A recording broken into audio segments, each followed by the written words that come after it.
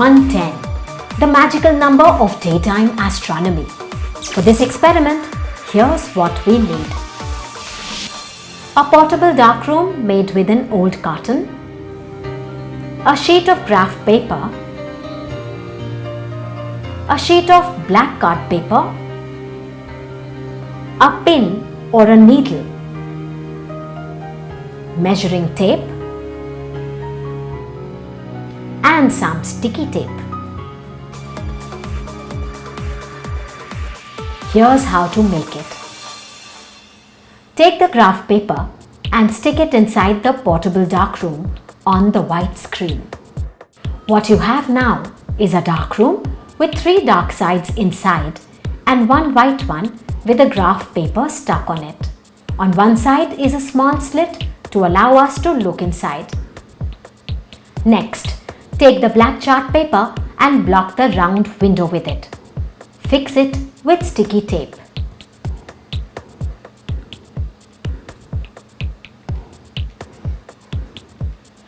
Take a pin and stick a hole in the black paper. Turn the pin around a little to make a neat small hole. A small hole is necessary to get the right results.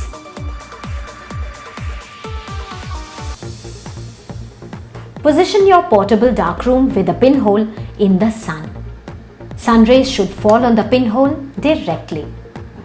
Get a sharp image of the sun on the graph paper. Position it in such a way that the edge of the image starts from the edge of a square on the graph paper. Then, very carefully, count the lines to measure the diameter of the image. It was a bit difficult, but I counted the lines and it was about 3.2. Measure the distance between the pinhole on the box and the graph paper stuck inside. That's 35 centimeters. Time to calculate. Divide the distance between the pinhole and the screen by the diameter of the sphere. The result, 109.375. That's almost 110. So will this magic number of astronomy hold good with another image of the sun? This time obtained with the ball mirror. A ball mirror is a sand-filled bowl fixed with a plain small mirror. What holds good for the pinhole should test true for this image of the sun too. Measure the diameter of this image. That's 22 centimeters. Next is the distance of the ball mirror to the image or the screen.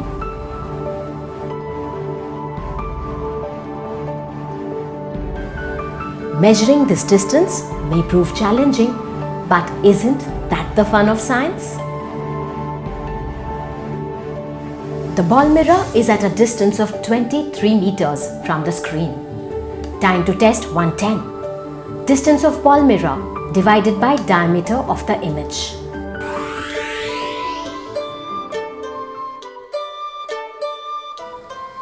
That's 23 meters divided by 22 centimeters.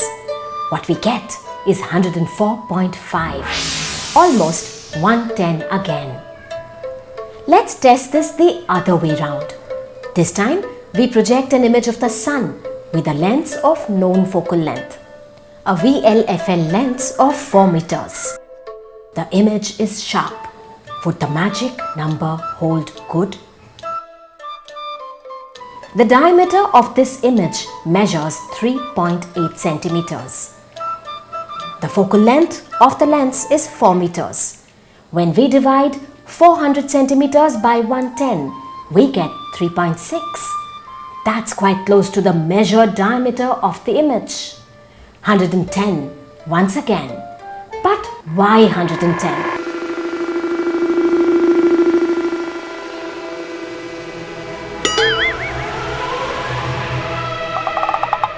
The answer is simple.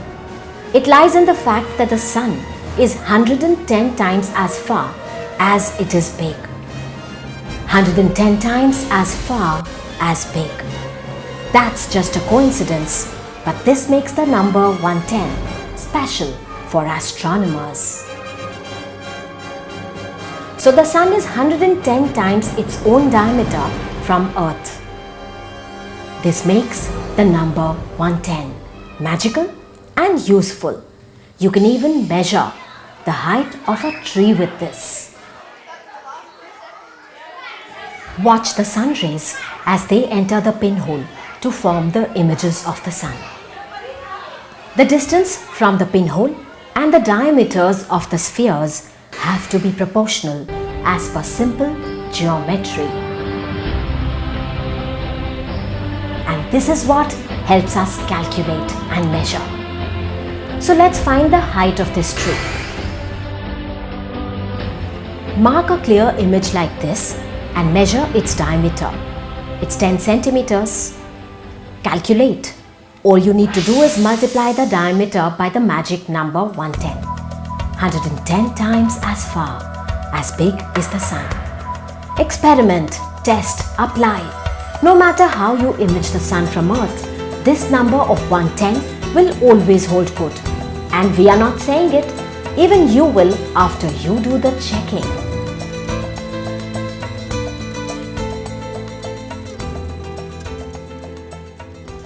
Write your responses to us at Surat Zameen Par, Vigyan Prasar, A50, Institutional Area, Sector 62, Noida 201309.